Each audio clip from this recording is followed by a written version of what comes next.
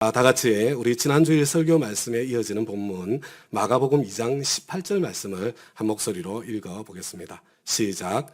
요한의 제자들과 바리새파 사람들은 금식하고 있었다. 사람들이 예수께 와서 물었다. 요한의 제자들과 바리새파 사람들의 제자들은 금식하는데 왜 선생님의 제자들은 금식하지 않습니까? 여러분, 예수님께서 매국노와 같은 그런 취급을 받았던 세리 마태를 제자로 불러주시고 마태의 목장에서 세리와 죄인들과 어울렸던 바로 그 사건, 당시 종교인들에게 크나큰 충격을 가져다 주었던 것 같습니다. 바리새인들에게만 충격을 가져다 준 것이 아니라 세례 요한의 제자들에게도 큰 충격을 안겨 주었던 것 같습니다. 여러분, 그 사건이 있었던 즈음에 어느 금식날이었던 것 같습니다. 당시 유대 사람들 가운데서 경건한 사람들은 매주 일주일에 이틀, 월요일과 목요일 금식을 했습니다. 우리는 밤 12시부터 다음 날 새벽 12시까지 하루로 생각하기 때문에 하루를 금식한다고 하면 아침, 점심, 저녁 세 끼를 다 굶어야 하루 금식이라고 생각하지만 여러분, 유대인들의 하루는 이게 해가 떨어져서 이렇게 그때 하루가 시작이 되었다가 다음 날 해가 떨어질 때 이제 하루가 마무리되는 것 아닙니까? 그러니까 해 떨어지기 직전에 조금 일찍 저녁 식사를 얼른 먹고 그리고 난 뒤에 이제 금식에 들어갔다가 다음 날 해가 떨어지고 난 뒤에 약간 늦게 저녁 식사를 하게 되면 그러면 아침과 점심만 두 끼만 이렇게 금식하면 하루 금식이 되는 것입니다. 그렇다고 하루에 아침, 점심 두 끼만 하는 금식이라고 이런 금식이 절대로 쉬운 것은 아닙니다. 금식을 해본 사람은 이것이 얼마나 어려운지 압니다. 그런데 경건한 유대인들은 매주 일주일에 두 번씩 이런 금식을 해온 것입니다. 바리새인들도 그들 가운데 있었습니다. 여러분, 우리가 바리새인들 우습게 하는데요, 그렇지 않습니다. 이거 정말 대단한 일입니다. 지금 18절에서 사람들이 질문하는 내용, 공격하는 내용이 무엇입니까? 요한의 제자들과 바리새파 사람의 제자들은 금식하는데 왜 선생님의 제자들은 금식하지 않습니까? 여기서 예수님께 질문하고 있는 이 사람들은 마태복음 9장을 읽어보면 다른 사람들이 아니라 바로 세례 요한의 제자들이라는 것을 알 수 있습니다. 여러분, 바리새인들은 당신과 당신의 제자들은 왜 세리들과 죄인들과 어울려서 함께 먹고 마시는가라고 예수님께서 어울리는 사람들의 종류에 대해서 공격을 했다면 세례 요한의 제자들은 예수님과 예수님의 제자들은 금식하지 않고 먹고 마시고 즐기는 것에 대해서 지금 문제를 제기하고 있는 것입니다. 바리새인들은 그들의 정결 예식이라는 전통을 가지고 예수님을 공격했다면 지금 세례 요한의 제자들은 하나님을 사랑하는 사람들이라면 이스라엘이 로마 식민지로 고통당하는 당시의 시대 상황 속에 하나님께 기도와 금식으로 매달리는 것 지극히 당연할 것 같은데, 그것이 상식일 것 같은데 그런 상식조차 따르지 않는 예수님을 이해할 수 없었던 것 같습니다. 왜 세리들과 죄인들과 어울리십니까? 이런 바리새인들의 공격에 대해서는 지난주일 예수님의 대답을 우리가 함께 살펴보았죠. 건강한 사람에게는 의사가 필요 없다. 병든 사람에게는 의사가 필요하다. 나는 의사다. 교회는 병원이다. 나는 의인을 부르러 온 것이 아니라 죄인을 부르러 왔다. 단호하게 대답하셨던 예수님께서 왜 당신은 금식하지 않고 먹고 마시기를 즐깁니까? 세례 요한의 제자들의 문제 제기와 공격에 대해서는 어떻게 대답하고 계십니까?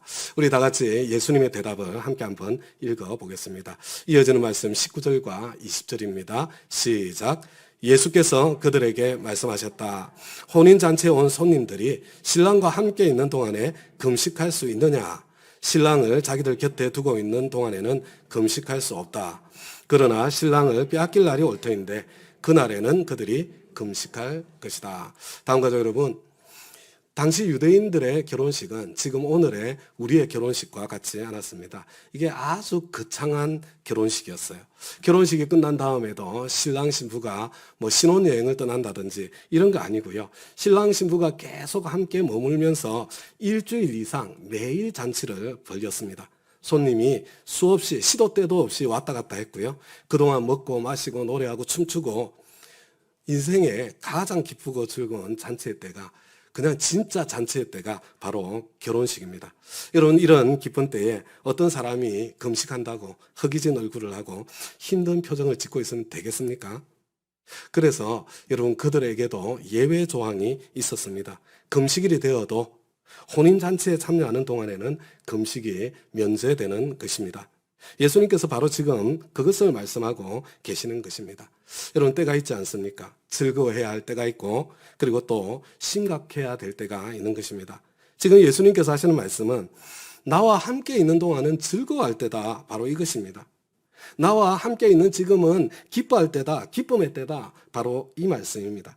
그래서 나와 함께 하는 사람은 금식할 필요가 없다. 그렇게 말씀하고 계시는 것입니다. 그래서 저와 여러분이 예수를 믿는다는 건 예수님과 더불어 사는 삶이라는 것, 여러분 잔치의 삶이 되어야 합니다. 기쁨의 삶이 되어야 합니다.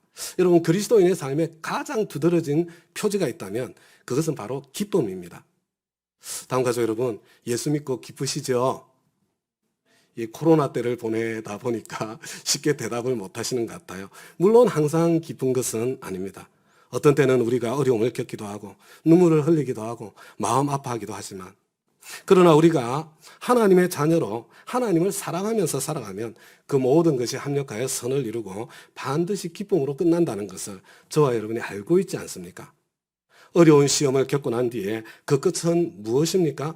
우리는 반드시 기쁨을 맛보게 되어 있습니다. 그래서 우리가 어려움을 겪고 역경을 겪고 있는 가운데서도 하나님께서 나와 함께 하신다. 반드시 좋은 결과가 생긴다. 지금 좋은 일이 일어나고 있는 과정이다. 이것을 통해서 내가 변하고 내가 성장하게 될 것이다. 여러분 이와 같은 긍정적인 기대가 있기 때문에 그 고난과 역경 아래 잔잔히 흐르는 세상이 알지 못하는 그런 기쁨이 그리스도인에게는 있지 않습니까? 그래서 예수님과 동행하는 삶은 기쁨의 삶입니다.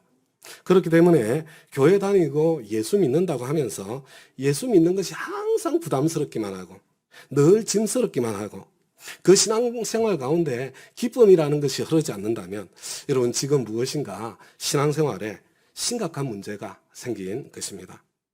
여러분 그런 삶은 예수님께서 저와 여러분을 초대하신 풍성한 삶도 아니요 자유의 삶도 아닙니다.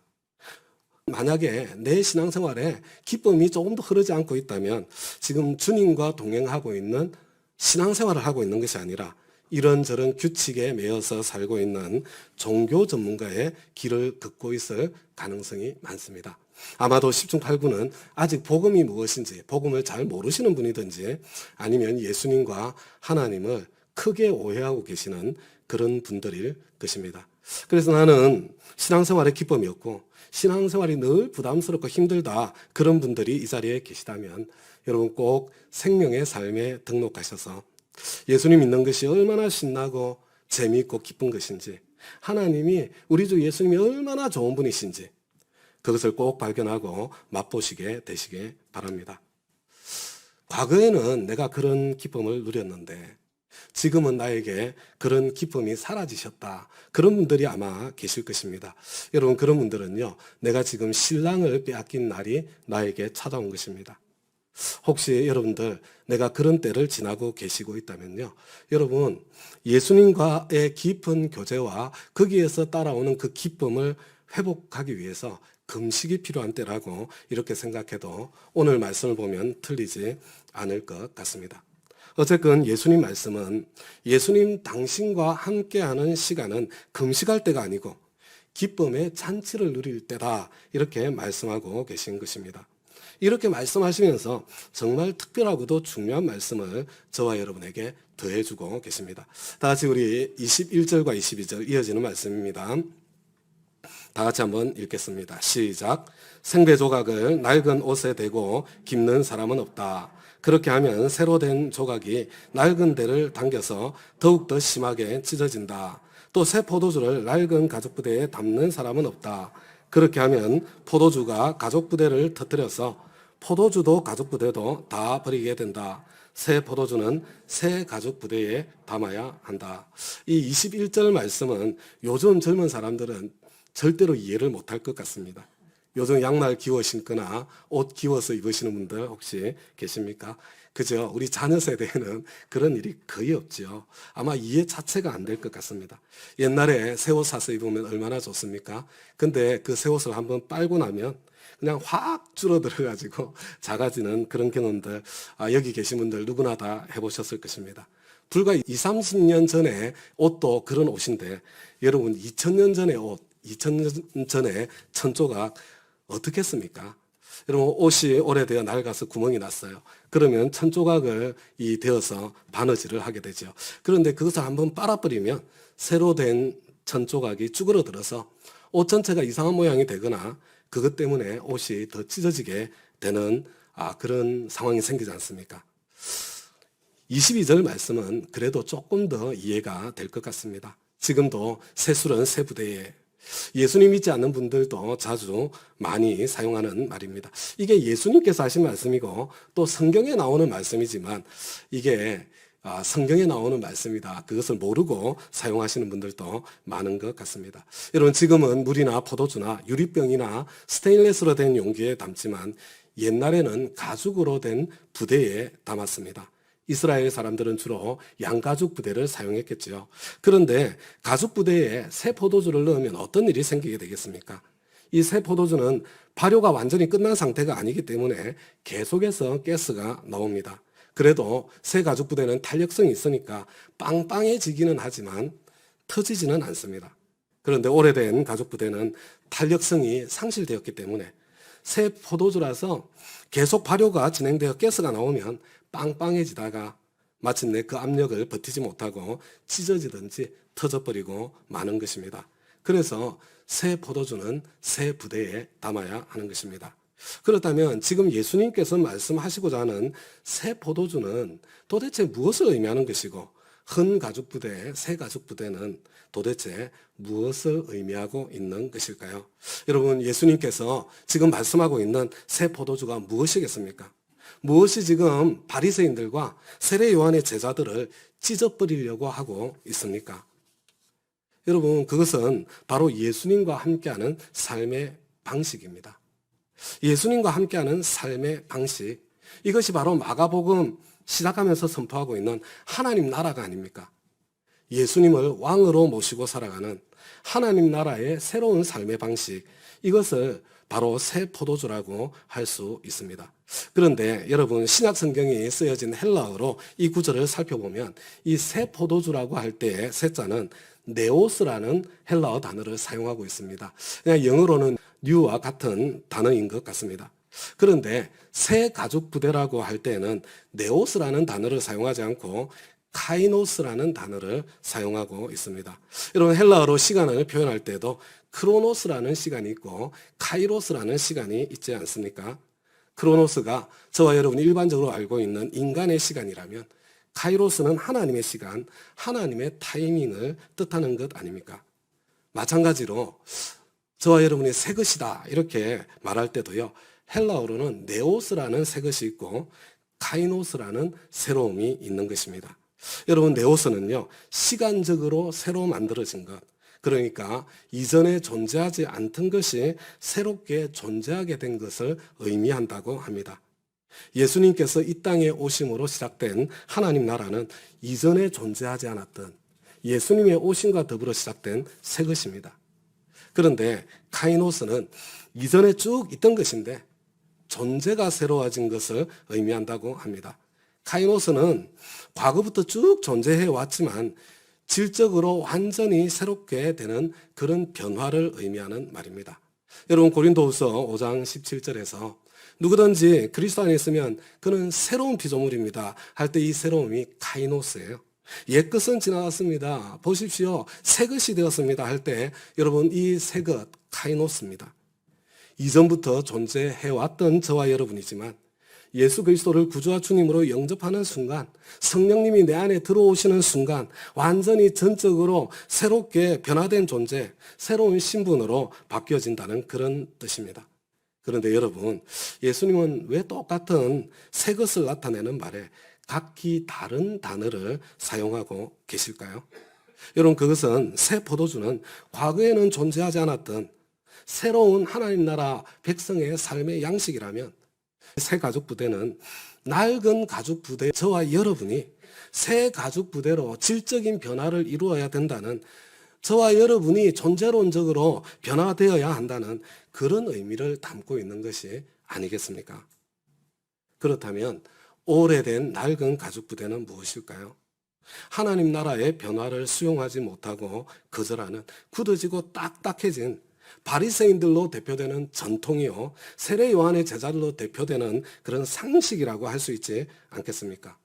내 전통, 내 상식에 매여서 하나님의 변화조차 받아들이지 못하는 과거의 삶의 방식을 낡은 가죽부대라고 할 수 있지 않겠습니까? 저와 여러분이 나에게 익숙한 나의 전통, 나의 상식을 뛰어넘지 못하면 저와 여러분은 이 기쁨이 특징이 되는 예수님을 왕으로 모시고 살아가는 그런 하나님 나라를 살 수도 없고 누릴 수도 없습니다. 오히려 찢어져 터져버리고 말 것입니다. 새 포도주는 새 가죽 부대에 담아야 한다는 말씀은 그런 의미에서 저와 여러분에게 나의 전통과 나의 상식을 뛰어넘어 변화를 수용할 줄 아는 유연성을 갖춘 새 가죽 부대가 되라는 명령이라고, 초청이라고 할 수도 있을 것 같습니다. 저와 여러분은 지금 하나님 나라를 향한 변화와 성장을 내 안에 담을 수 있는 그런 새 가죽 부대입니까? 아니면 하나님 나라가 나에게 임하면 찢어지고 터져버리고 말 그런 낡은 가죽 부대입니까? 다음 가족 여러분, 전통도 중요한 것이고 상식도 중요한 것입니다. 그러나 저와 여러분이 새 포도주가 되시는 예수님과 동행하기 위해서는 저와 여러분 자신의 전통과 상식을 뛰어넘을 수 있는 마음의 준비가 되어 있어야 합니다.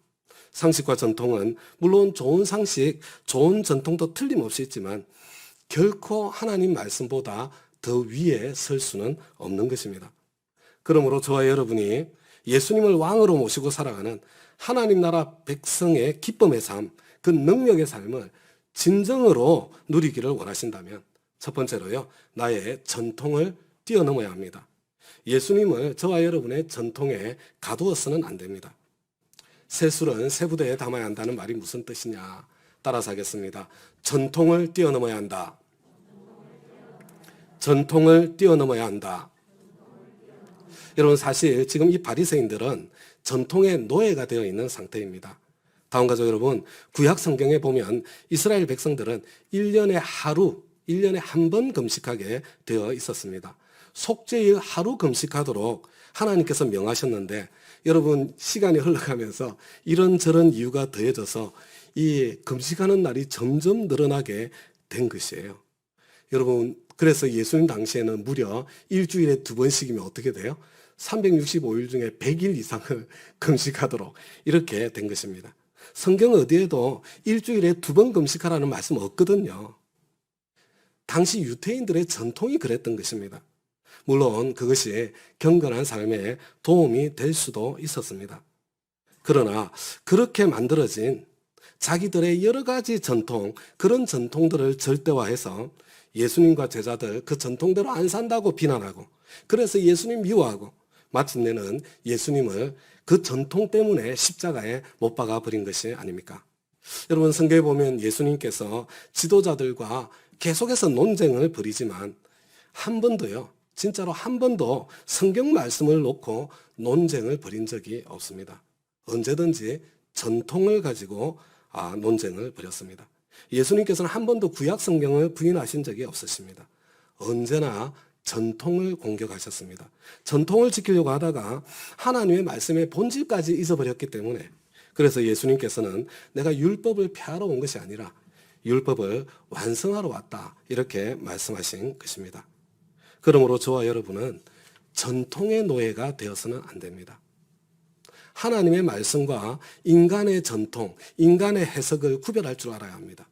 전통의 본질과 그 형식을 구별할 줄 알아야 하는 것입니다. 전통에 매이지 않는다는 것은 전통의 본질은 지키지만 그 형식은 얼마든지 바꿀 수 있는 변화의 수용적인 유연성을 가지라는 것입니다. 우리 교회는 가정교회 목회자 세미나까지 섬기는 교회인데 어떤 목사님들은 이 세미나 참석하고 난 뒤에 굉장히 낙담한 마음으로 이게 어두운 얼굴로 돌아가시는 분들을 가끔 보게 됩니다. 가정교회가 무엇인지도 이해가 되고 주님께서 원하시는 교회가 바로 이 모습이라는 것도 알겠고 정말 그렇게 해보고 싶은 마음도 간절한데, 근데 이것을 전통적인 교회, 완전히 딱딱하게 굳어진 자기 교회에, 변화에 대한 수용성이라고는 조금 더 보이지 않는 그런 교회에 이것을 어떻게 접목시키느냐, 그런 절망감 때문에 그렇습니다. 우리 다운 교회가 가정교회 평신도 세미나, 목회자 세미나까지 섬기면서 하나님 앞에서 어느 정도 사명을 감당하면서 여기까지 올 수 있었던 것, 여러분, 우리 교회는 창립할 때부터 변화하기를 거부하지 않고 모험하기를 두려워하지 않고 하나님 뜻이 분명하다고 생각하면 해보지 않았던 것이라고 하더라도 한번 시도해보고 지금까지 해왔던 것이라고 하더라도 중단할 수 있는 변화에 대한 수용성과 용기가 있는 교회였기 때문에 지금 이런 교회가 될 수 있었던 것입니다. 전통에 매이지 않는 유연성을 가지고 출발해서 지금까지 걸어왔기 때문에 지금 가능했던 것입니다. 신약교회를 회복한다는 것은 성장한다는 것을 의미하는 것이고, 여러분, 성장한다는 것은 동시에 변화를 의미하는 것입니다. 신약교회를 회복한다는 것은 교회 구조를 바꿔놓는 것이고, 교회 운영 방법을 바꿔놓는 것이고, 목회 철학을 바꿔놓는 것입니다. 다음 가족 여러분들이 처음부터 그런 변화를 수용해 주셨고, 우리 리더십들이 처음부터 그런 변화를 수용해 주셨기 때문에 우리 교회가 지금 여기까지 이르러, 여러분, 우리 교회 사실 작은 교회잖아요. 보잘것없는 교회입니다. 그럼에도 불구하고 여러 형제 교회들이 우리 교회를 부러워하고 뭔가 한번 배워보겠다고 찾아오는 이런 위치에까지 올 수 있었던 것입니다. 그러나 여러분, 그렇다고 해서 지금 현재의 모습에 안주해서는 안 됩니다. 그러면 지금 현재의 모습이라는 또 다른 전통에 우리가 금방 갇혀버리고 말게 될 것입니다. 새로운 성령님의 인도하심이 있고 우리를 향하신 하나님의 새로운 뜻이 있으면 과감하게 새로운 것이라고 하더라도 시도해 볼 수 있고, 지금까지 해왔던 것이라고 하더라도 과감하게 버릴 수 있는, 여러분, 이런 유연성을 계속해서 유지해 가기 위한 그런 노력, 우리는 전통에 매이지 않고, 여러분, 그런 노력 가운데 있어야 우리는 전통에 매이지 않고 신약교회 회복을 소망하며 끝까지 전진할 수 있는 그런 교회가 될 것입니다. 그러니까 저와 여러분이, 우리는 늘 새로운 것을 시도할 수 있는 용기, 잘하면 박수, 못하면 박수로 실패를 기쁘게 받아들일 수 있는 마음의 준비를 하고 있어야 합니다. 일단 한번 시도해 볼 수 있는, 여러분, 그런 가능성이 늘 열려있는 교회가 돼야 됩니다. 저는 우리 교회가 바로 그런 교회이기 때문에 하나님께 너무나 감사합니다. 다음 가족 여러분, 전통이라고 다 나쁜 것 아닙니다. 전통 중에 좋은 전통이 있습니다. 좋은 전통은 계속 개성하고 발전시켜 나가야 합니다. 사실 원래 저와 여러분이 가지고 있는 이 믿음이라는 것도, 우리 신앙생활이라는 것도 전통 위에 세워진 것입니다. 고린도전서 15장 3절에 보면 바울이 이렇게 말하죠. 사도 바울 자신도 중요한 것을 전해받아서 그것을 그대로 전해 주었다는 것입니다. 저와 여러분이 가진 이 신앙은 갑자기 생긴 것이 아니라 2000년 전에 어떤 분이 받아서 전해 주었고, 그 사람이 또 받아서 전해 주었고, 그렇게 2000년을 이어져 내려온 것입니다. 그렇기 때문에 복음의 본질, 복음의 진수는, 그 복음의 전통은 우리가 반드시 지켜야 합니다. 그러나 지엽적인 것, 방법적인 것, 이런 것들은, 그런 전통은 우리 신앙생활에 오히려 타성해졌게 하고 우리 신앙생활에 오히려 해를 끼친다고 할 때 가감히 깨버릴 수 있어야 하는 것입니다. 그러나 어떤 것들은 지켜야 하고 어떤 것들은 깨야 하는지, 그것을 구별할 수 있어야 되잖아요. 저와 여러분이 어떤 것들은 지켜나가고 어떤 것들은 깨버려야 할지, 여러분, 그것을 구별하기 위해서는 목표와 기준이 분명해야 합니다. 건강한 변화를 이루어내기 위해서는 목표와 기준이 분명해야 되는데, 우리 교회는 교회 목표를 영혼 구원하여 제자 삼는 것, 바로 여기에다 놓았기 때문에 오늘 여기까지 올 수 있었던 것입니다. 저도 그것을 이해하고 있고 우리 교회 리더십들도 그것을 이해하고 있고, 그리고 여러분들도 모두 그것을 이해하고 있기 때문에 우리 다운 교회의 존재 목적은 영혼 구원하여 제자 삼는 것이다. 이것이 분명하니까, 그러니까 영혼 구원하여 제자 삼는데 효과적이다 이렇게 생각이 될 때는 새로운 방법이라도 한번 도입하고 시도해보고, 영혼 구원하여 제자 삼는데 효과적이었었는데 지금은 더 이상 효과적이지 않다 그렇게 생각될 때는 지금까지 해왔던 방법이라고 하더라도 얼마든지 버릴 수 있는 그런 유연성과 신축성을 갖게 된 것입니다. 그래서 세수를 세부대에 담고 전통에 매이지 않게 하기 위해서는 그 목표와 기준이 선명해야 하는 것입니다. 우리가 정말 하나님께서 원하시는 기쁨의 생활, 능력의 신앙생활 이런 것을 누리기 위해서는 세술은 세부대에 여러분 전통을 벗어날 수 있어야 합니다. 그런데 이것은 단지 교회 생활만이 아니라 가정생활에도 직장생활에서도 마찬가지인 것 같습니다. 여러분 특별히 지금처럼 변화무쌍한 시대를 저와 여러분이 제대로 살아내려면 항상 이것을 기억해야 하는 것 같습니다. 여러분 지금과 같은 이 놀라운 급속한 변화의 시대 어떤 면에서는 새 포도주와 같지 않습니까? 그래서 저와 여러분이 유연성을 갖춘 새 가족부대가 되어야 찢어지지 않고 터지지 않고 생존할 수 있습니다. 우리 교회는 그런 분들이 거의 없습니다만은 때때로 간혹 우리 젊은이들과 자녀들과 자주 부딪히시는 분들이 계세요. 이 젊은이들과 자녀들과 자주 부딪히시는 분들을 보면 세술은 세부대에 이것을 잘 몰라서 그러시는 것 같습니다. 다음 가족 여러분, 우리 자녀들의 세대는 저와 여러분과 전혀 다른 세상을 살고 있습니다. 저와 여러분은 그래도 어려움이라도 겪으면서 여기까지 왔지만요. 우리 자녀 세대는 태어나면서부터 제대로 된 어려움이라고는 겪어보지 못하고 살아온 세대 아닙니까? 그런데 그런 세대에게 자꾸 나 때는 하고 저와 여러분의 방식을 강요하니까 이 젊은 세대에 우리 자녀들의 세대에 그게 먹혀 들어갈 리가 있습니까? 여러분 우리가 젊은 세대에 자녀들의 세대에 맞춰줘야 합니다. 네가 나이가 몇이다고 어린 것이 벌써 화장을 하느냐? 아니 남자가 무슨 화장을 해?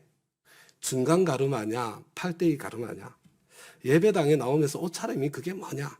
여러분 그런 시시한 거 가지고 계속 우리 젊은 세대에게 문제 삼지 마시기 바랍니다. 자꾸 그런 사소한 것들을 가지고 잔소리를 하다 보면 정말 중요한 이야기를 할 때도 잔소리가 돼서 설득력을 잃어버리게 됩니다. 정말로 죽고 사는 문제라면 그때는 반드시 이야기를 해야 되겠지만 그냥 그것이 그냥 문화적인 문제이고 전통과 관련된 문제일 뿐이다 싶을 때는 여러분 그냥 내버려 둬야 되는 겁니다. 다음 가족 여러분, 새 포도주는 예수님 당신이시오. 예수님을 왕으로 모신 하나님 나라의 삶의 양식이라고 할 수 있습니다. 그러므로 저와 여러분이 예수님을 왕으로 모시고 살아가는 하나님 나라 백성의 기쁨의 삶, 능력의 삶을 진짜 경험하고 누리고 싶다면 첫째, 나의 전통을 뛰어넘어야 합니다. 예수님을 저와 여러분의 전통에 가두어서는 안 됩니다. 그리고 둘째로 나의 상식을 뛰어넘어야 합니다. 저와 여러분의 상식에 예수님을 가두어서도 안 됩니다. 여러분 세술은 세부대에 담아야 한다. 이게 무슨 말이냐? 따라서 하겠습니다. 상식을 뛰어넘어야 한다. 상식을 뛰어넘어야 한다. 저와 여러분이 믿는 하나님은 우리의 이해를 초월하시는 분이시고 우리가 믿는 복음은 사실 저와 여러분의 상식을 초월하는 복음입니다. 하나님께서 저와 여러분을 통해서 이루시고자 하시는 일도 사실은 우리의 상식, 우리의 능력을 초월하시는 일입니다. 그렇기 때문에 우리가 하나님과 하나님의 복음을 이해하고 복음의 재미와 그 능력을 맛보고 누리고 살려면 때로 나의 상식을 뛰어넘을 수 있어야 합니다. 어떤 분들은 하나님과 복음을 과학이라는 관점으로 이해하려고 애를 씁니다. 그런데 이 과학이라는 것이 무엇입니까? 하나님께서 이미 만들어 놓으신 자연계가 어떻게 돌아가고 있는지를 잘 관찰해서 그 돌아가는 원칙을 발견해내는 것, 이것이 과학입니다. 그렇기 때문에 이 자연계 안에서는 과학이라는 것이 의미가 있겠지만 자연계를 초월하는 초자연계에는 여러분 하나님께서 천지를 창조하신 분이기 때문에 하나님은 천지를 초월하시는 분이시잖아요. 여러분 자연계를 초월하는 초자연계는 과학이라는 방법으로 관찰할 수도 없고 설명할 수도 없습니다. 그런데 자꾸만 과학을 초월하시는 하나님을 과학이라는 잣대로 해석하려고 하니까 그게 안 되는 것입니다. 우리가 흔히 과학이라고 말하는 것으로 관찰할 수 있고 설명할 수 있는 것, 이 세상의 많은 일들 가운데 지극히 작은 부분에 불과할 뿐입니다. 하나님의 세계, 복음의 능력을 충분히 이해하고 누리기 위해서는 우리가 흔히 과학이라고 부르는 이 상식도 때로 뛰어넘어야 할 때가 있습니다. 또 어떤 분들은 자기 경험을 가지고 복음도 또 하나님의 세계도 이해해 보려고 애를 씁니다. 어떤 분들은 나는 경험해 보지 못한 일은 믿지 못하겠다 이렇게 말씀하시는 분들도 있습니다. 그런데 저와 여러분이 정말로 철저하게 내가 경험해 보지 않은 것은 믿지 않겠다 이런 태도로 살게 되면 저와 여러분의 인생에 큰 발전을 기대할 수가 없을 것입니다. 나는 경험하지 않은 것은 믿지 않는다. 이런 분들도요. 여러분 사실 자세히 그런 사람들 삶을 살펴보세요. 독서를 통해서나 아니면 신뢰하는 사람을 통해서 배워서 알고 있는 것이 대부분이고 배운 대로 살고 있다는 것을 알게 될 것입니다. 내가 직접 경험해 보지 않고는 못 믿는다. 여러분 사실 그것은요. 불가능한 삶의 방식입니다. 제한된 경험일 뿐인데 그런 경험에 비추어서 하나님과 복음을 이해하려고 하고 내가 경험해 보지 않고서는 못 믿겠다. 자꾸 입으로 내뱉고 있으니까 어떻게 믿음이 생길 수가 있겠습니까? 그래서 로마서 12장 2절에서 하나님께서는 바울을 통해서 이렇게 말씀하시는 것입니다. 하나님의 뜻을 분별하기 위해서는 이 시대의 풍조를 본받지 말고 이 세상의 가치관을 쫓지 말라는 것입니다. 이 세상의 상식에 매여 있어서는 안 된다는 것입니다. 그 다음에 마음을 새롭게 함으로 변화를 받아서 과학주의, 경험주의 이런 고정관념을 뛰어넘으라는 말씀입니다. 인간의 지성의 한계를 뛰어넘는 초월적인 하나님을 한번 찾아보려고 하는 그런 넓은 열린 마음을 가지라는 것입니다. 마음을 새롭게 함으로 변화를 받아서 그때 비로소 하나님의 선하시고 기뻐하시고 완전하신 뜻이 무엇인지 분별하게 된다고 말씀하고 있는 것입니다. 우리가 초월자이신 하나님을 정말로 경험하고 알기 위해서는 먼저 내 상식, 내 경험, 내 논리 이런 것들로 만들어진 고정관념을 깨고 나와야 합니다. 그때 우리가 더 깊은 믿음의 세계에 들어갈 수 있고 여러분 믿음 생활의 다음 차원의 재미를 알 수 있습니다. 새 술은 새 부대에 담아야 합니다. 이제 오늘 메시지를 마무리하고자 합니다. 다음 가족 여러분, 새 포도주는 예수님 당신이시고 예수님을 왕으로 모신 하나님 나라의 삶의 양식이라고 할 수 있습니다. 그렇기 때문에 저와 여러분이 예수님을 왕으로 모시고 살아가는 하나님 나라 백성의 기쁨의 삶, 능력의 삶을 진정으로 누리기를 원하신다면 첫째, 나의 전통을 뛰어넘어야 합니다. 예수님을 저와 여러분의 전통에 가두어서는 안 됩니다. 둘째, 나의 상식을 뛰어넘어야 합니다. 저와 여러분의 상식에 예수님을 가두려고 했어도 안 됩니다.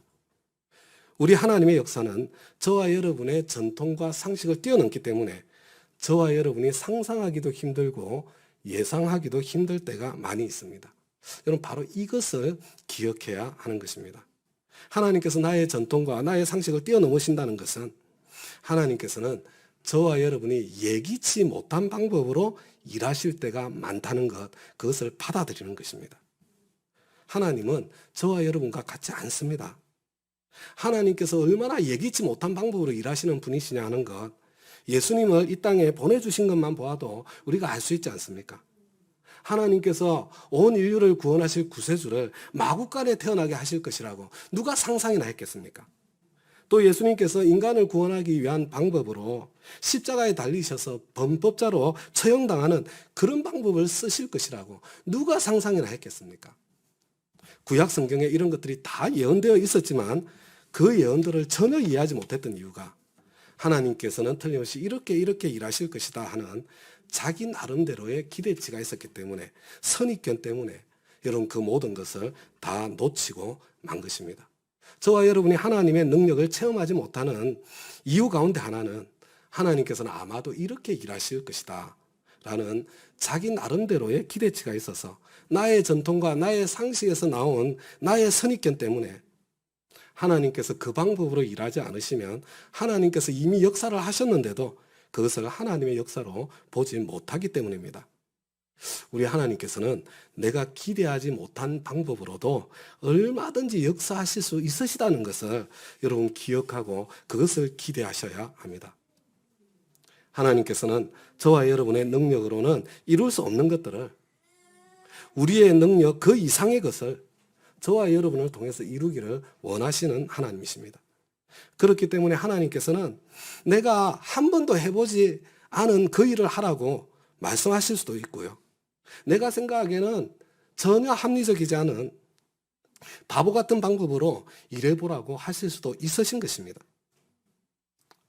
저와 여러분이 정말 하나님의 능력을 체험하고 기적의 능력을 체험하고 초자연적인 삶을 한번 살아보고 신앙생활의 차원이 다른 재미와 그런 감격을 맛보기 위해서는 여러분 그와 같은 하나님의 초대가 있을 때 여러분 하나님께 순종해야 됩니다. 순종의 모험을 할 줄 알아야 되는 것입니다. 나의 논리와 나의 경험과 나의 익숙한 것들에 노예가 되어 있는 동안에는 도덕적인 신앙생활 그 이상의 삶을 살기가 힘이 듭니다. 무미건조하고 재미없는 신앙생활밖에 못할 가능성이 많습니다. 어떤 사람이 하나님의 그 크신 능력을 체험했습니까? 여러분 성경에는 그 예가 허다하게 많이 있지 않습니까? 여러분 기도원 같은 사람 수많은 적군이 쳐들어오고 있는데 나팔을 불어서 사람을 모으니까 2, 3만 명 모였습니다. 2, 3만 명 다 나가서 싸워도 상대가 안 될 것 같은 그런 상황입니다. 그런데 하나님께서는 숫자가 너무 많다. 다 돌려보내라. 그래서 300명 데리고 적진에 뛰어듭니다. 그랬기 때문에 누가 봐도 이것은 하나님께서 싸우신 싸움이다. 바로 그것을 보여줄 수 있었고 알 수 있었던 것 아닙니까? 그러니까 우리는 하나님의 방법은 내가 예상하고 기대하는 것과는 다르다는 것을 여러분 기억하고 있어야 합니다. 내 상식과 내 전통과 내 경험을 뛰어넘는 그런 하나님의 이끄심에 순종할 때에 우리가 하나님의 능력을 체험하고 그 능력을 체험하면서 우리 마음에 다음 차원의 기쁨과 즐거움을 경험하고 누리게 되고 그런 기쁨과 즐거움을 맛볼 때에 하나님을 향한 신뢰도 믿음도 점점 더 커지게 되는 것입니다. 지금 이 순간도 하나님께서 저와 여러분에게 계속 도전하고 계실는지 모릅니다. 하나님께서 지금도 저와 여러분을 초청하고 계시는지도 모릅니다. 그걸 어떻게 알 수 있느냐? 여러분 여러 가지 방법이 있지만 가장 쉬운 방법, 보편적인 방법이 이것입니다. 저와 여러분 기도할 때마다 자꾸만 머릿속에 떠오르는 그런 생각이 있습니까? 기도할 때마다 자꾸만 마음에 어떤 부담으로 다가오는 그런 것이 있습니까? 기도할 때마다 내가 이거 해야지. 이거 내가 했었어야 되는데. 이거 내가 꼭 해야 되는 건가? 기도할 때마다 이건 아니지. 이거 그만둬야 되겠다고 생각했는데 이거 그만둬야 되는 건가? 여러분 혹시 기도할 때마다 그렇게 계속해서 반복해서 떠오르는 무엇인가가 있다면 바로 그것이 하나님의 초청일 가능성이 많습니다. 그런데 내가 그 초청에 응하지 못하는 이유가 나는 한 번도 그런 거 해본 적 없다. 이것은 내 능력 밖의 일이다. 내가 보기엔 어리석은 방법이다. 그런 생각들 때문에 내가 그 초대에 응하지 못하고 있다면 다음 가족 여러분 꼭 기억하시기 바랍니다.